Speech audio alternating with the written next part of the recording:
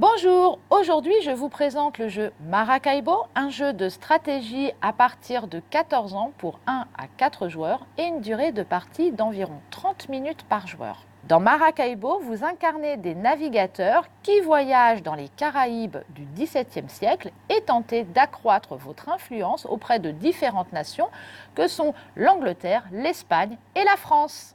L'installation est assez longue, le jeu est composé d'énormément de matériel. Je vais commencer par faire un tour rapide de l'installation.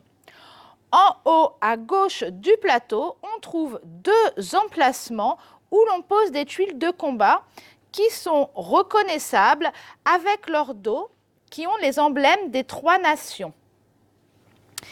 Les tuiles quête avec divers dessins au dos se place ici, côté recto visible. On pioche les trois premières tuiles que l'on place aux emplacements tout en bas du plateau sur la piste d'exploration. Le jeu comporte un mode de campagne avec une histoire qui se joue au fur et à mesure du jeu.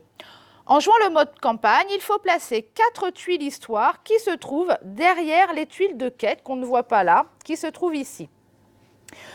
Pour des parties de découverte, on ne va pas prendre le mode campagne. En ce cas, on va placer la carte numérotée 75, qui est le mode facile, et suivre les instructions en plaçant les tuiles quête aux emplacements inscrits sur la carte.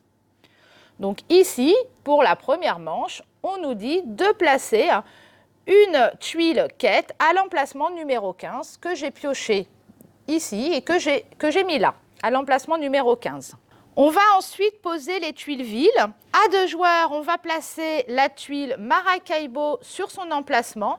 Cet emplacement comporte déjà des actions disponibles, mais à 2 joueurs, il y aura une action en moins. Donc là, on en voit 2. Ici, il n'y en aura qu'une seule quand on est 2 joueurs.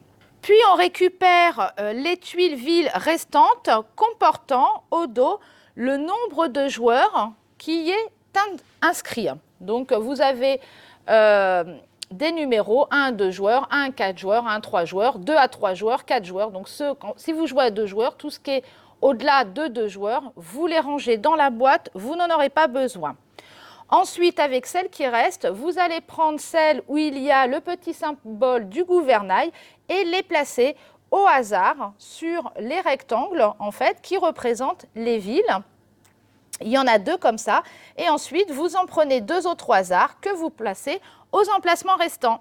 Il y a 2 types de cartes projet différents. Donc, il y en a avec un cordage qui l'entoure qui est foncé.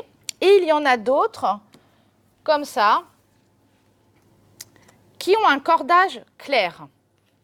On va prendre toutes celles qui ont un cordage foncé, les mélanger et en distribuer 8 à chaque joueur. Ensuite, on va prendre dans la pile où il y a les cordages clairs 40 cartes projet, les autres sont remis dans la boîte et ces 40 cartes, on va les mélanger avec les cordages foncés qu'il reste. Une fois mélangés, on va constituer une pioche qu'on va poser à côté du plateau et tirer les 4 premières qu'on va placer comme ceci. On forme une réserve générale où l'on va placer les doublons de valeurs différentes. Donc, il y a les 5 doublons, 2 doublons et un doublon. On met également les jetons de victoire avec d'un côté un 100 et de l'autre côté un 200 que l'on utilise quand on fait le tour du plateau de points de victoire. Donc, les points de victoire, en fait, le tour du plateau, c'est comme cela. On va également placer les jetons combinaison dans cette réserve générale. Pour la campagne, il y a également à placer dans la réserve les tuiles héritage qui sont utilisées pour modifier le plateau principal.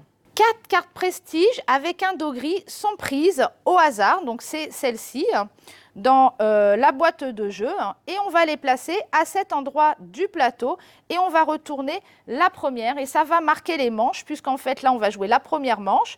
Quand on va passer à la deuxième manche, on va retourner celle-ci, la troisième manche, la quatrième manche et puis une fois que la quatrième manche est terminée, ça sonne la fin de la partie. Les cubes possession des nations se placent en haut en ligne 2 par 2. Sauf pour la première où on va en placer qu'une. Donc, alors je ne sais pas si on voit bien avec la caméra. Ici, il y a un emplacement et après, ici, il y a un rectangle, on peut en mettre 2.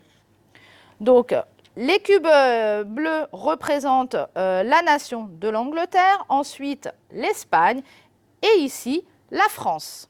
Pour une partie à 2 joueurs, on placera sur le plateau un cube rouge sur la ville numéro 6, donc que l'on va placer ici, un blanc sur le village numéro 7, donc que l'on va placer ici, et enfin un bleu sur le village numéro 8. Quand on prend un cube, il faut toujours récupérer celui qui est le plus à gauche. Chaque joueur récupère tous les pions en bois de sa couleur. Chacun va placer son marqueur de points de victoire ici sur le 0 de la piste de victoire. Les bateaux sont posés ici sur la Havane, ça sera le point de départ.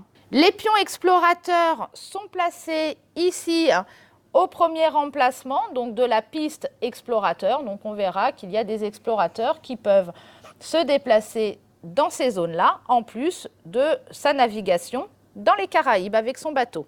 Chaque joueur place ses marqueurs d'influence sur le 0 de chaque piste d'influence des nations. Donc c'est ici. Donc chaque joueur a posé son petit marqueur. On pose un cube sur le 8 de la piste de revenus qui se trouve tout en haut ici. Donc c'est la piste de revenus des doublons.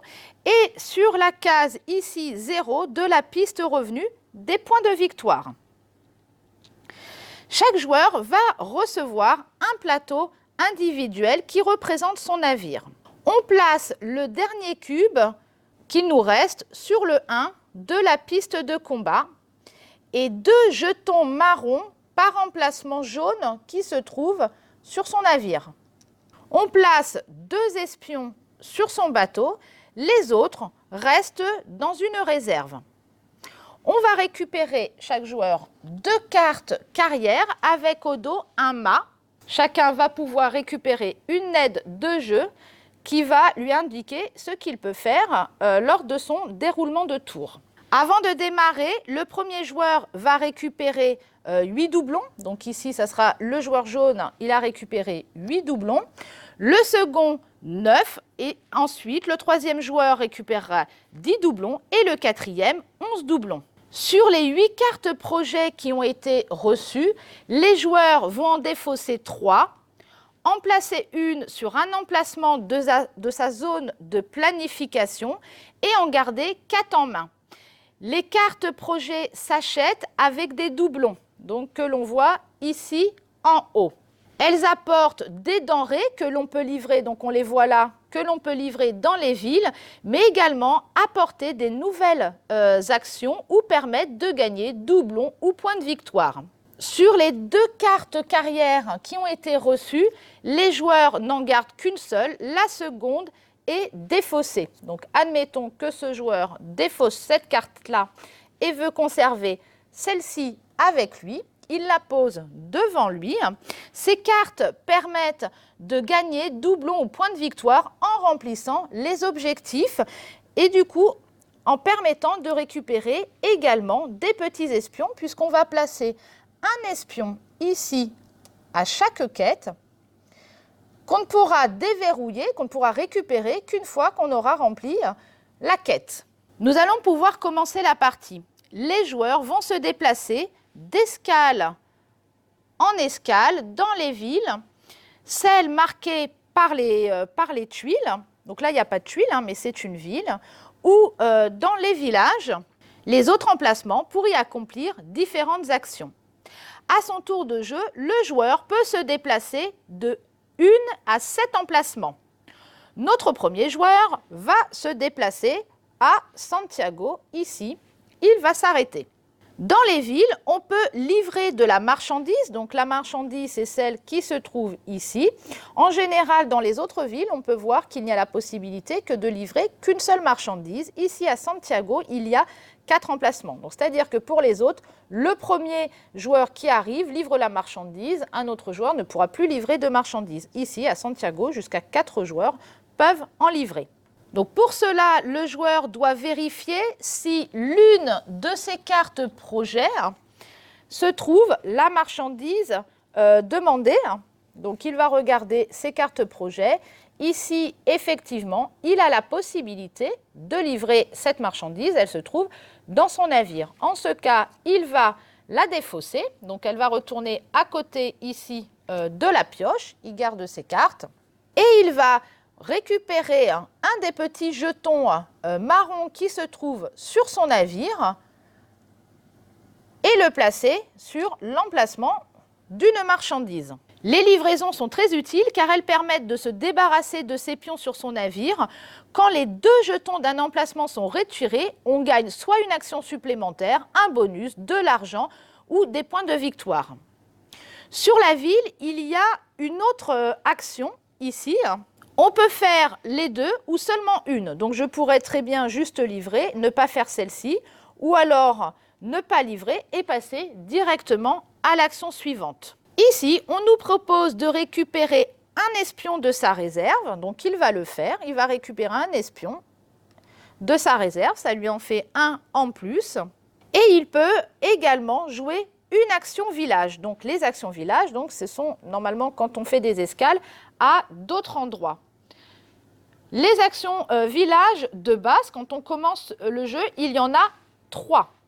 Soit on peut récupérer un doublon, soit on peut acheter une carte de sa main pour la poser devant soi, ou on peut défausser toutes ces cartes, donc hop, on les remet là, pour gagner 2 doublons. Alors les cartes qu'on peut acheter, ça peut être celles de sa main, mais également celles qu'on a dans sa zone de planification. Alors la différence entre celle qu'on a dans sa main et celle qu'il y a dans sa zone de planification, c'est que celle-ci ne peut pas être utilisée comme ressource, si j'arrive à l'attraper, pour faire une livraison. Donc il faudra utiliser que celle qu'il y a dans sa main. Celle-là, c'est pour la mettre de côté pour pouvoir l'acheter. Ici, le joueur décide de faire l'action de récupérer un doublon. Donc il récupère. Il a fini de jouer, il a fait sa livraison, il a récupéré son espion, fait une action village supplémentaire. Il va maintenant compléter sa main, donc il lui en reste 3. Il va en prendre une 4e. Alors, soit il pioche ici, soit pour un doublon, il peut acheter une des 4 cartes qui a été révélée. Ici, il n'a pas envie de dépenser de l'argent. Il va récupérer tout simplement une carte de la pioche pour reformer sa main. C'est au second joueur de jouer. Il se place également sur Santiago, car plusieurs bateaux peuvent s'arrêter au même endroit. Il ne livre pas, lui, la marchandise et passe directement aux autres actions. Comme je vous disais, ce n'est pas obligatoire. Il va récupérer un espion de sa réserve et puis il va jouer une action village que lui permet cette action sur cette ville. Lui décide d'acheter une de ses cartes projet pour pouvoir la placer devant lui. Donc il va par exemple acheter ici le pionnier qui lui coûte 7 doublons. Donc il va déjà remettre dans la réserve générale 7 doublons. Mais à côté, des fois, des doublons, il y a autre chose. Ici, un espion, il doit se défausser d'un espion pour avoir cette carte-là. Donc il retire un espion qu'il vient de gagner à Santiago et la défausse à nouveau. Donc ici, il y a donc en bas les différentes actions que lui procure ensuite cette carte. Par exemple, ici, quand il voudra déplacer son explorateur, il aura la possibilité de faire un déplacement supplémentaire. Ici, il a ce jeton combinaison. Pour l'instant, il ne le possède pas, mais il y a certaines cartes qui permettent de les récupérer. S'il avait ce jeton combinaison, ça lui permettrait de gagner deux doublons. Et cette carte, ceci étant, lui propose de gagner directement 2 doublons. Il va pouvoir donc récupérer 2 doublons, mais comme il y a un fond vert, en fait, c'est sur la piste de revenus qu'il va pouvoir avancer. Donc, il va avancer son pion de 2. Et en fait, ça se récupère à la fin de la manche. Il a fini son tour. Il va récupérer une carte projet qu'il va mettre dans sa main. Et on revient au premier joueur.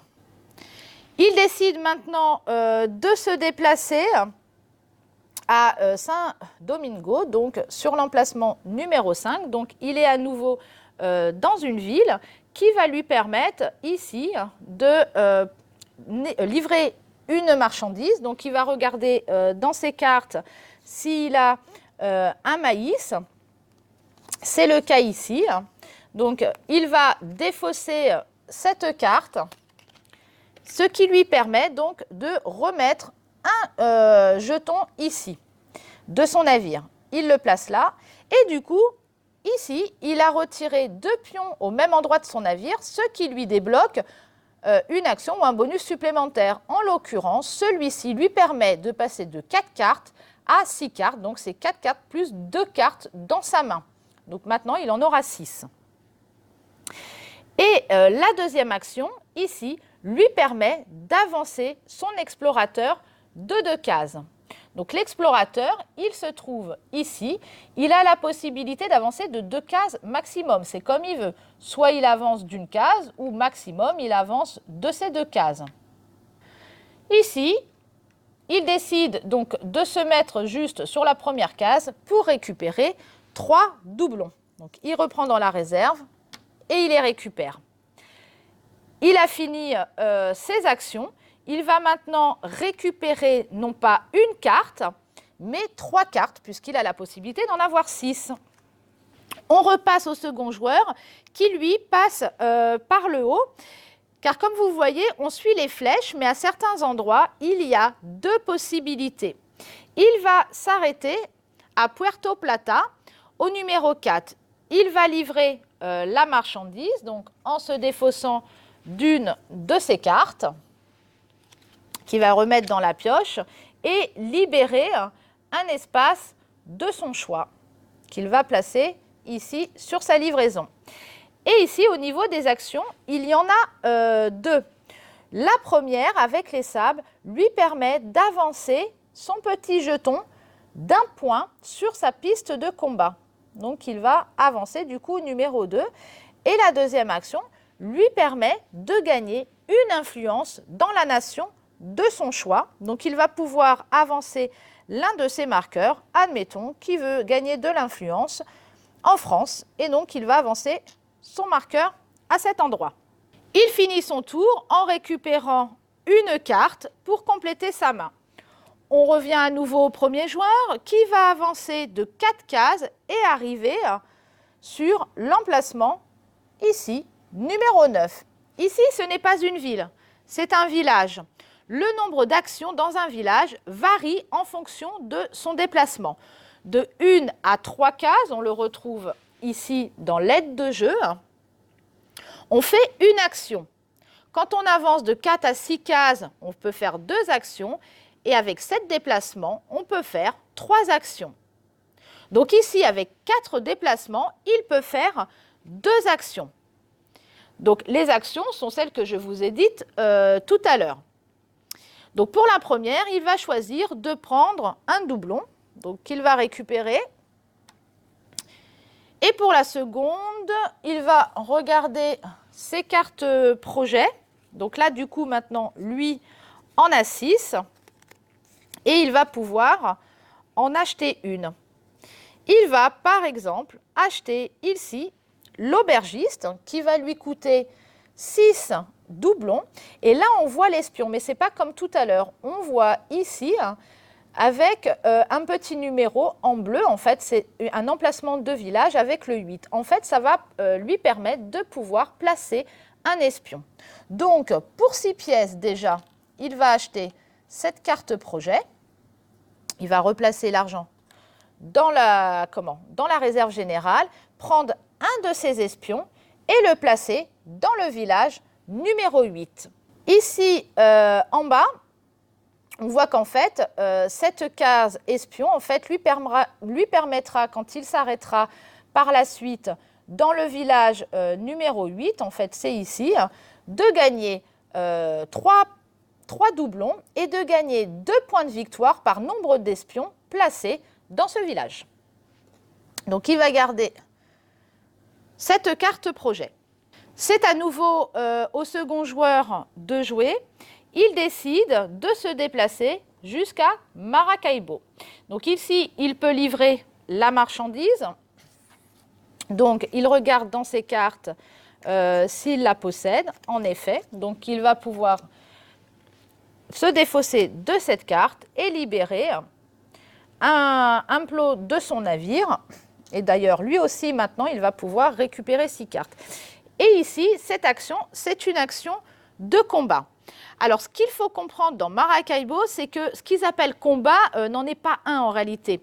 La nation avec laquelle on s'allie nous rapporte des points de combat à laquelle on peut additionner celle que l'on a sur sa piste de combat et qui nous permet d'accroître son influence sur cette nation et d'obtenir doublon ou point de victoire.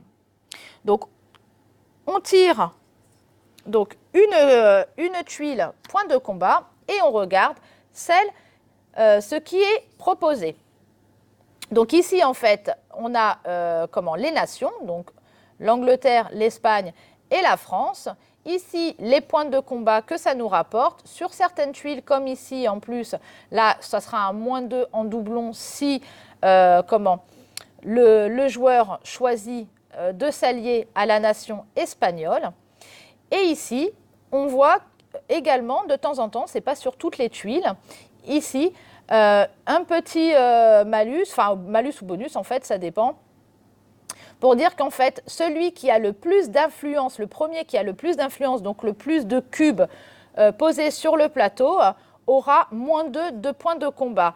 Ici, pour le moment, on a juste un de chaque, donc comme ils sont tous ex aequo, ce malus, en fait, s'annule. Donc ici, c'est à lui de choisir avec lequel il veut s'allier. Donc là, par exemple, il avait déjà avancé la France, donc il pourrait se dire, ça serait peut-être intéressant de continuer d'avancer avec la France, qui me ramène 4 points de combat. Ici, l'Espagne m'en ramène 6, mais ça me coûte 2 doublons et puis il n'en a plus que 2, donc il n'a pas envie de les dépenser. Ou l'Angleterre, ici, qui pourrait lui en rapporter 5. Puis ensuite, il doit en fait se rapporter ici à l'aide de jeu pour savoir comment dépenser ses points de combat. On voit ici, pour 4 points de combat, je peux gagner une influence sur la nation avec laquelle je me suis allié. Donc ça veut dire j'avance mon marqueur. Et les symboles suivants indiquent que je peux poser un cube de possession de la nation sur un village avec le drapeau qui me permet de gagner le bonus associé. Donc par exemple, ici, il va dire que pour 4 points de combat, il va les dépenser pour pouvoir avancer son marqueur encore d'un pour la France. Il va choisir la France, mais il va pouvoir récupérer un cube de possession et le placer donc sur l'un des drapeaux. Admettons qu'il le pose sur celui-ci, sur celui-là, ça lui rapporte 4 doublons. Donc il récupère ces 4 doublons. Il lui reste, il a dépensé les 4 que lui donnait cette tuile. Il a encore 2 points qu'il possède, lui, sur sa piste de combat. C'est à lui de voir est-ce qu'il souhaite les utiliser, parce qu'ici, par exemple, pour 2 points de victoire, il pourrait gagner encore une influence sur cette nation. Admettons qu'il veuille le faire. Donc, il se déplacerait donc sur le 0 pour déplacer ces 2 points de combat et ça lui permet d'avancer encore d'un sur la piste des nations. La tuile de combat, il la récupère et il la pose ici, à cet endroit, sur son plateau. Alors, le joueur complète sa main. Donc ici, il reprend 3 cartes, puisque maintenant, il a débloqué aussi ça. Ça lui en fait 6.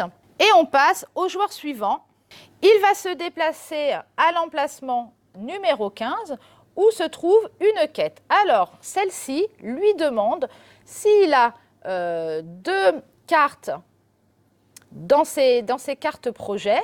Il a la possibilité de gagner un point de victoire par boussole. Donc en fait, on en a déjà une d'office sur son navire, mais il pourrait en avoir d'autres sur ces cartes projets qu'il a achetées. Et il a la possibilité, en plus, de se débarrasser de 2 plots marrons. Donc il va regarder déjà dans ses cartes s'il les a. Donc effectivement, il en a 2. Donc il va se débarrasser de ces 2 cartes-là. Ici, donc, il n'a qu'une boussole, il n'en a pas d'autre dans ses cartes projet, donc il va avancer son marqueur de points de victoire d'1. Et ici, il va pouvoir se débarrasser de 2 plots. Donc, admettons qu'il se débarrasse, par exemple, hop, qu'est-ce qu'il va pouvoir se débarrasser? On va dire, par exemple, celui-là. Quand on se débarrasse ici, que ce n'est pas une livraison de marchandises, on les défausse à cet endroit-là. Ici, on voit ce qu'il a gagné, c'est 3 points de victoire. Donc, il va pouvoir encore avancer de 3 points.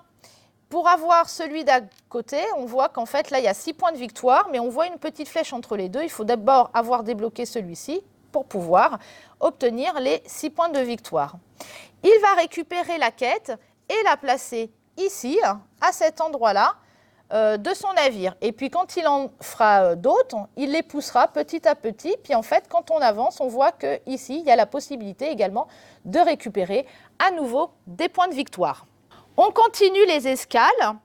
Les emplacements avec ici, la main rouge, sont nommés « Retour à bon port ».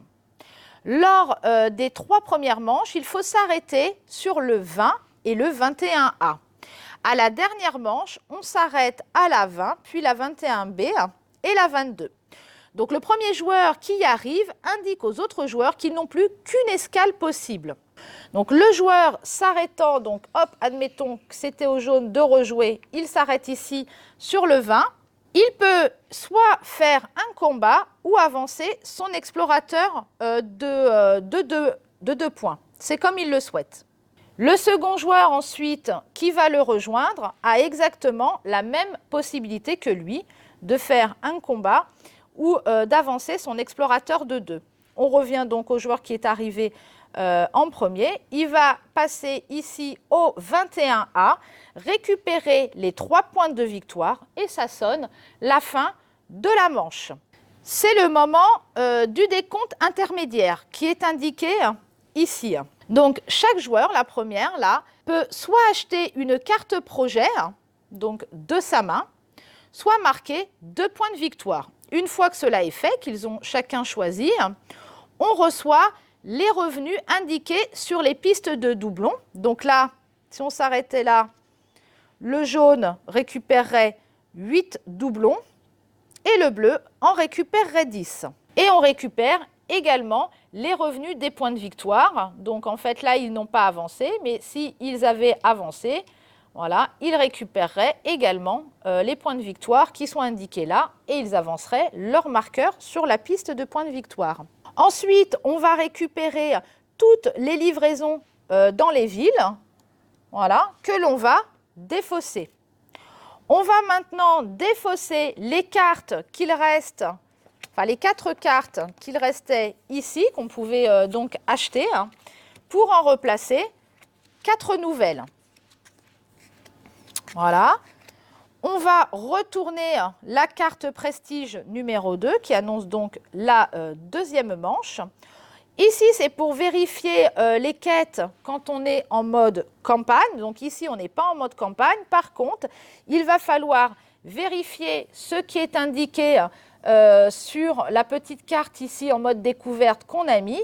Ici, on nous demande pour la deuxième manche de placer une quête sur la ville numéro 18, donc qu'on placerait ici. Si c'est ça, non, c'est pas celui-là. C'est la manche 2, non, il faudrait, sur la ville 7, pardon, j'étais en fonction du nombre de joueurs. En dessous, donc la manche numéro 2, on place une quête sur l'emplacement numéro 7, à 2 joueurs. Donc hop, c'est ici. On replace la carte.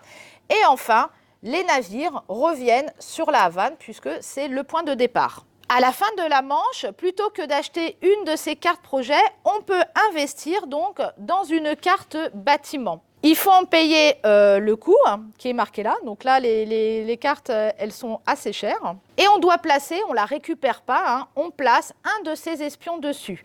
Ils permettent de récupérer des points de victoire à la fin de la partie, mais également aussi des actions qui sont disponibles en bas. À la fin de la 4e manche, on lance le décompte final. Donc le décompte final se trouve en haut ici.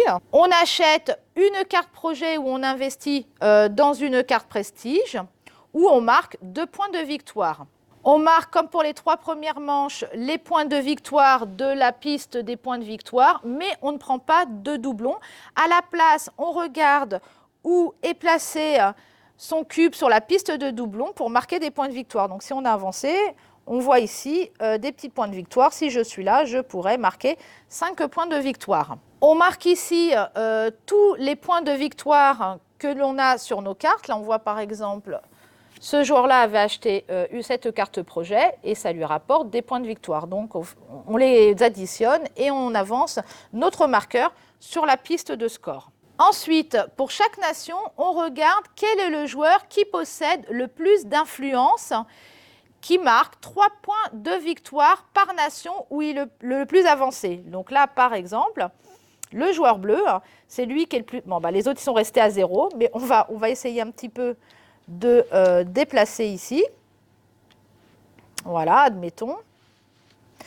Donc, pour la nation de la France, c'est le joueur bleu qui est le plus loin, donc 3 points de victoire. Il l'est pour tout, en fait. C'est lui qui est le plus avancé partout, donc 3, 6, 9. Il gagne 3 points de victoire par nation.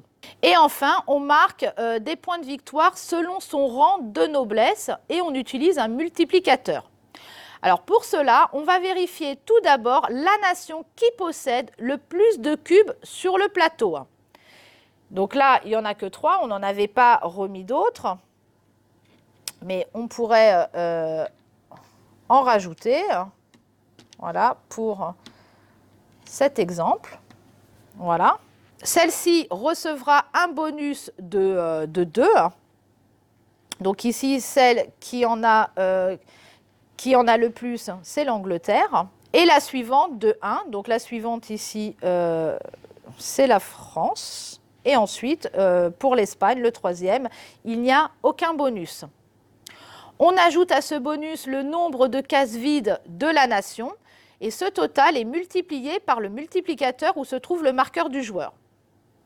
Donc par exemple, l'Angleterre, qui possède le plus de cubes sur le plateau, a 3 cases vides. Hop, on va en mettre comme ça. Il a 3 cases vides. Donc il a 3 cases vides plus un bonus de 2, puisque c'est lui qui a le plus de cubes de possession sur le plateau. Donc ça lui fait 5.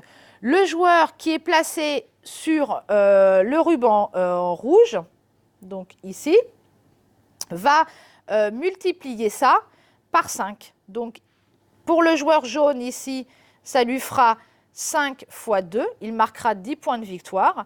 Et pour le joueur bleu, il marquera 5 fois 5, donc 25 points de victoire. Donc si on est, par exemple, on est entre les deux, par exemple, là, c'est celui qui est juste avant qu'on calculera. Donc pour la France, qui est en 2e position, va avoir 2 points de bonus, 2 cases vides, donc ça fait 2 plus 2, ça fait 4. Donc ici, ça sera, pour cette nation-là, par exemple, le joueur jaune aura 2 fois 2, 4, et pour cette nation ici, 4 fois 4, 16 points de victoire. Donc on fait cela pour tous les joueurs et toutes les nations. Le jeu est complexe. Vous aurez dans les premières parties besoin des règles pour comprendre les différentes actions et bonus des cartes projet. À retenir sur le code couleur qui se trouve sur les cartes. En vert, donc ici par exemple, quand on a du vert, on avance son cube sur les pistes de score. En rouge, ici, les effets sont permanents et peuvent vous avantager toute la partie. Et le fond bleu, comme ici par exemple, ce sont les actions des espions.